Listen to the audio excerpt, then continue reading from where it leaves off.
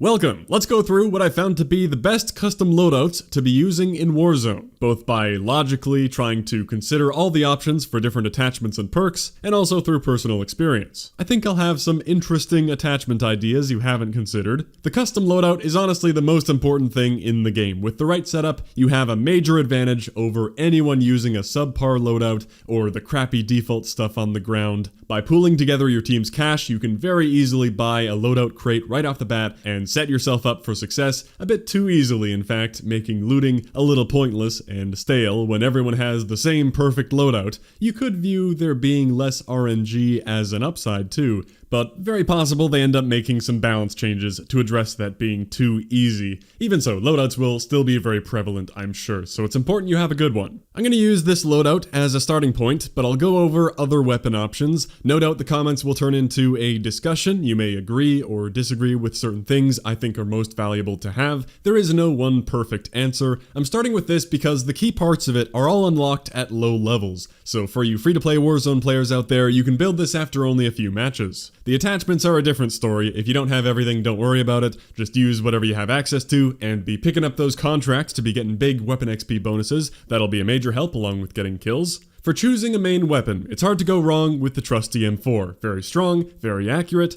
easy to use. Alternatively, the Ram 7, if you have it, performs very similarly, statistically a little better in several ways. For whatever reason, I still have a better feel for the M4, but if you have both, then you should know what your preference is. The Grau is another viable DLC gun. You're just trading a bit more close range time to kill to be even more accurate. Then, if you don't mind, Semi-Auto, the FAL, is another strong option for the longer range engagements you find in Warzone, although I think I'd prefer something more tailored to short range and use my secondary for long range, but it deserves a mention. Almost done with the most notable weapons here. The PKM LMG has also always been a solid weapon. You sacrifice some mobility and handling to not have to worry about reloading mid-fight, and it is really solid DPS over range. Could give that a try. And finally, I caught Exclusive Ace's Warzone weapons video in which he strongly recommended the AUG with the 5.56 conversion for having some of the strongest up-close DPS without sacrificing the ability to work like a rifle at medium range. And I'll certainly co-sign that recommendation. It could take some time to unlock that ammo attachment if you don't have it, but sure, give it a go. I will say though, when loaded up with similar attachments that I like to put on the M4 to max out my bullet velocity and mag size and some other things, it starts to feel way too slow in the ADS department. Had to sacrifice some things. We'll dive into attachments in a moment. On the positive side, I should add that it uses SMG ammo. Even when you're using 5.56,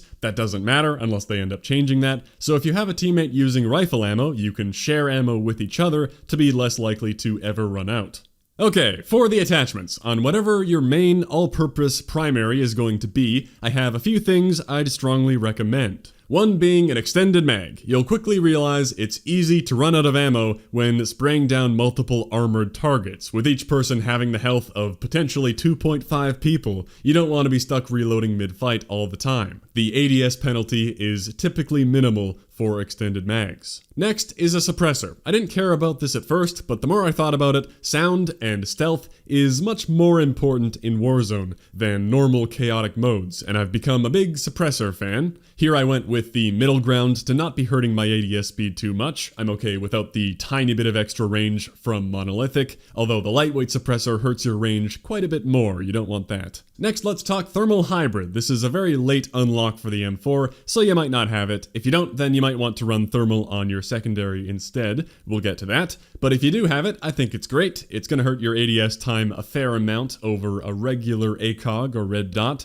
but it is very handy to be able to swap from a regular red dot to a thermal. Thermals make it extremely easy to spot people from far away, and you could also combo it with the cover of a smoke grenade. We'll get to that later too. Next, I do want one of the barrels that gives bullet velocity and recoil compensation. I almost care more about those parts than the range. When you're talking very long range in Warzone, you're going to be dealing your minimum damage no matter what, but any added velocity and recoil help will make it feel that much better when hitting moving targets. In the case of the M4 here, I think the Corvus Custom has a better balance of trade-offs than the M16 Grenadier, but either would be fine. Finally, we can have some discussion here. A really cool option is using the fully loaded weapon perk. This does actually work so that when you pick up your loadout from a crate, you get max ammo, when normally you would only get the one mag of ammo with no reserves. This means you could even drop all your ammo of that type for any teammates who might want some, then pick up your fully loaded gun. But the main time it really comes in handy is if you're picking up your loadout after having died and lost all your stuff. You could be late in the game when it might not be easy to find the ammo you need, so spawning in with all of it can be very useful. If you can spare the slot, you might want to make a clone of your class, one with fully loaded and one without, so you can choose if you need the ammo or not. On the class that doesn't have fully loaded, sleight of hand and frangible wounding are pretty solid, or I would just go for any old ADS speed attachment, and I'd take the stippled grip over a stock. That'll help with the couple negatives on ADS speed we have here. And there you have a sample Warzone M4. I messed around with a couple other attachments, but landed on that in the end. And you can apply a very similar logic to the other guns I mentioned before. Most guns share very similarly themed attachments, even though they're going to look different. And you may find you need to make small adjustments, like in the case of that AUG build, I had to ditch the very slow thermal hybrid and give myself some extra ADS speed instead, because it was just way too slow with the drum mag and the barrel that I wanted. So definitely adjust your guns as needed, and feel free to discuss what you like and don't like about those ideas.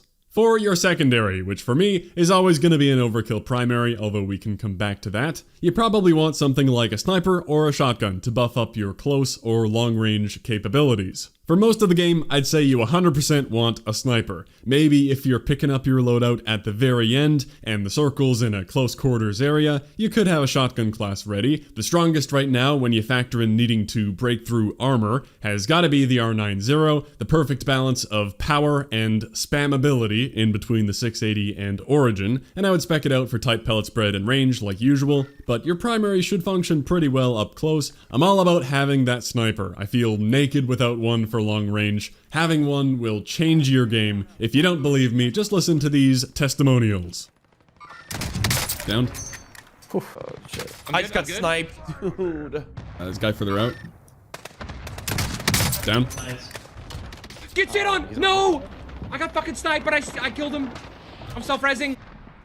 Oh, he's running? Back crossing. Yep. Street. Down. Nice.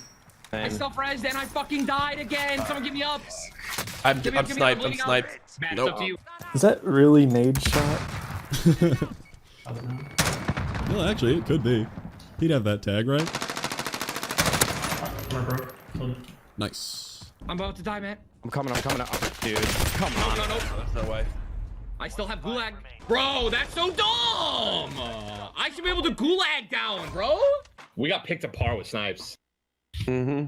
No, we weren't looking for them. I really don't care. It was just a funny encounter. Anyway, I think you want a sniper, and for me, that's gonna be the HDR. There is some debate to be had here, though. I know the AX50 is very popular, and even Ace, who said they were both good options, recommended the AX50 over the HDR because of the slightly better fire rate and handling properties, since they both deal the same base damage. While that is true, meaning they have the same kill zones at point blank, and they also eventually drop off to deal the same damage at extreme range, the HDR has a much better damage range profile. That's how it justifies the downsides, and that's why the HDR is considered the stronger sniper for long range, while I'd say the AX50 is the much better small map choice that you definitely gravitate to for quickscoping, that or the Kar98K if you can be more accurate. But for Ground War and Warzone, especially with the attachments that buff range, I'm all about the HDR. Now this is not a super detailed gun guide or anything, but it seemed to me like when I was measuring going for a lower torso kill, both guns loaded up with their respective max range attachments,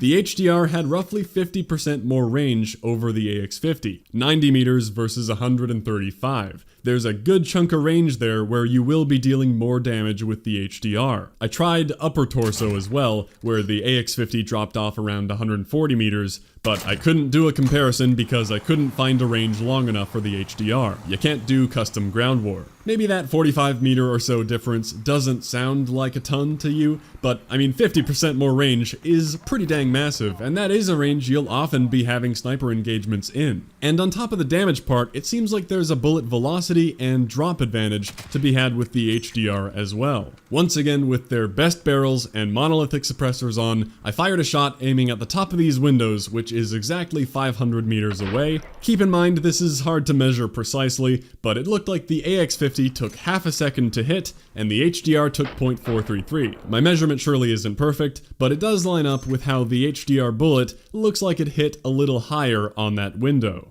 Now I know that's only a 4-frame difference over 500 meters, not a huge deal, but yet another HDR advantage that goes along with the range. In most engagements, it's like you don't even have to think about bullet drop. Click on their head and they're down. No calculation needed. I can tell you subjectively, from all the time I spent in Ground War at launch, leveling up my snipers to max, the HDR felt incredible, sniping across rooftops in downtown Tovorsk and across the quarry. I think the ranges I was fighting at was exactly where the HDR excels to give many more consistent kills. Going to the AX50 felt like a major downgrade. Suddenly it was Hitmarker City, cause again, even though they have the same base damage, there's a big range difference. I remember I hated it so much I had to end up taking it into normal 6v6, where it performed much better. But I also know I'm biased. I have a much better feel for the performance of the HDR. It's what I always used for long-range sniping. Maybe you have a much better feel for the AX50, and that's totally fine. You might prefer the better handling and fire rate. If you're only going to be hitting headshots, it is better. But, I mean, don't pretend you never hit the upper chest, where the HDR will often be helping out.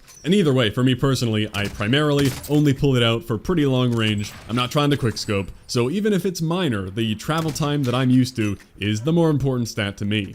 Well, let's move on. That's my justification. I'm an HDR fanboy, but the AX50 is totally fine too.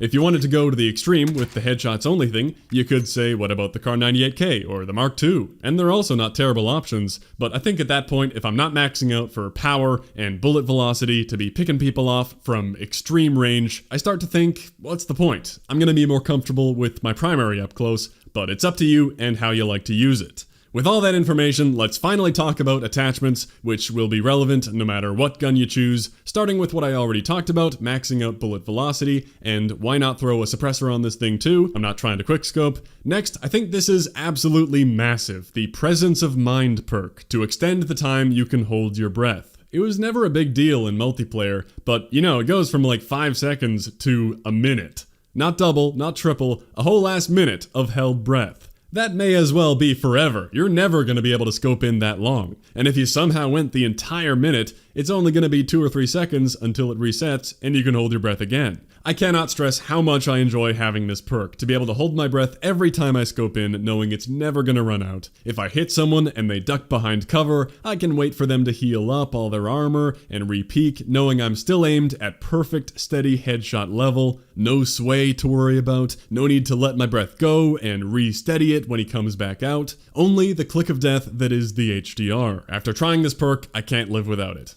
I don't think fully loaded is needed on a sniper, since the 5 bullets you start with isn't that bad, and if you find any ammo pickup or your team shares some, you're good to go. Now the optic has got to be the most interesting slot, let's get into that. I'm a big fan of the ACOG. I like the look of the Cronin C480 because it's a good size, and according to the menu it has the highest zoom at 3.5, but the VLK is fine too, and more importantly, it has the best aim down sight properties. I may as well save a couple frames here to help counteract that suppressor and barrel. The VLK has a pretty good default reticle too, but if you have some unlocks, I like the T-pose reticle. I find the simple crosshair to be very clean. I'm not interested in having any bright color in the middle that can make it kinda hard to see at long range. But the question is, why have an ACOG when there are all these incredible zoom scopes? Well, it's to avoid the scope glint. It is such a dead giveaway of your location. If you're using a scope that has glint, you can forget about stealth if someone happens to glance in your direction when you're scoped in.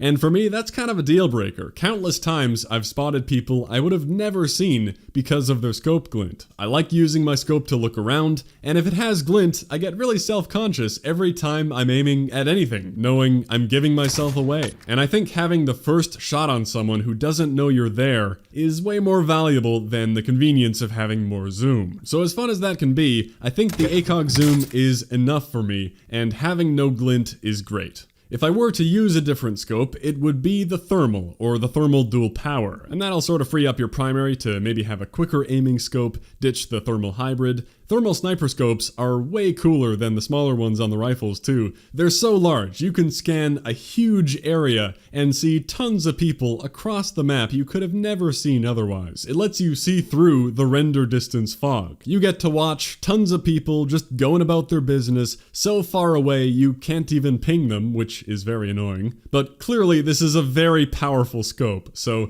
I can't possibly call that a bad idea, but you do get the glint with that. Maybe one person on your team could run this scope for finding enemies more easily, even then they may give away your squad location, and thermal can't be relied on to spot everyone because the cold-blooded perk is a thing. Well, I've told you what I think, that's why I usually go with the low zoom VLK, plus it helps with ADS time, which is very nice. Up to you to decide. To wrap up, I didn't opt for a bigger mag since my ADS time is bad enough as is, and I'm fine with the 5. The laser feels great, but the same thing about making me self-conscious about being scoped in. Not nearly as bad as scope glint, but it can be spotted from afar, so I may as well take the free ADS speed increase from a stock. That's my sniper and the explanation behind those attachments. Once again, feel free to agree and disagree with whatever, and we already mentioned the potential for other guns like a shotgun and all the other primaries that were good. Of course, there are many things you could try. You could want a shield on your back. The shield is a very interesting tool. You could use it to scout people out in late game circles, gather intel for your team without going down. There's tons of cheesy potential with that thing. But we can move on from the guns. I've given what I feel is the main meta currently. So we'll finish off with perks and equipment. Perk 1, I'm big on cold-blooded. You just saw how strong thermal is. As more and more people try thermal, I'm gonna want to stay hidden. And not only does it help you avoid that, you'll also not trigger people's high alert, which is honestly not a terrible perk too for BR, to know when you're being looked at. Way more useful than in multiplayer since people often don't shoot right away. So cold-blooded is awesome. Quick Fix is also a neat option if you get very aggressive fighting multiple people at a time. It's cool to get a kill and heal up quickly. Maybe double time is okay for general movement. EOD is multiplayer god tier, but I think a bit of a waste in Warzone. You don't get blown up that much, and if you do, armor will help you survive it. I'm sticking with cold-blooded personally. Perk 2, we already know, is Overkill. I love having my 2 guns way more than I love anything else in this slot, and that's pretty much all I have to say. Ghosts can be good to avoid those late game UAVs. One person running pointsman on your team can be good for more contract cash. High alert is interesting, as I mentioned, but I'm not running a pistol or a launcher for any of those. Finally, for perk 3, because I'm using Overkill and will be frequently swapping back and forth, the swap time you get from Amped is awesome to have, but tune up for a faster revive never hurts. One person with Spotter on your team can come in clutch to be seeing equipment, and Tracker sounds very cool, but the range of the footsteps isn't exactly tailored to Warzone. You can use whatever you want, but that's why I chose what I chose. Finally, Lethal and Tactical. Here, you can really choose whatever you want. I usually have a Semtex mainly used for cleaning up someone after they're downed, or maybe sticking to a passing vehicle. A trap like a Claymore or a Betty could be fun if you know someone's following behind you, or you're gonna go full camp mode, up to you. And for tactical, lots of good options here. Snapshot can be very interesting to reveal some campers if you know a building is occupied. Maybe even the heartbeat for the same thing could be fun. Stim for a quick mid-fight heal, although it's more often you'll be healing up with armor. Stuns and flashes are never bad, and decoys can honestly, unironically, help you distract people, and might be my second choice for how fun they are. But I'm sticking with the smoke, since I am running cold-blooded and usually a thermal. There's no reason not to. It can cover your escape from somewhere, it can cover reviving a teammate, and it can be used offensively to shoot at someone with your thermals when they won't be able to easily see you back. Great overall utility to have. There you have my thoughts on Warzone class building. There is plenty of room for opinion, other guns and attachments you might absolutely love, and this may change over time as they end up adding things and making balance changes. Feel free to share your builds with everyone as well. That's all for me. Thanks for watching. I'll catch you next time. He's parachuted. That might have been me picking up cash. What is going on? Is that him? That might be him, above us. Look up. Oh. He's gonna die, right? Didn't think about that. I have a full gas mask. Oh, he fell. He's falling.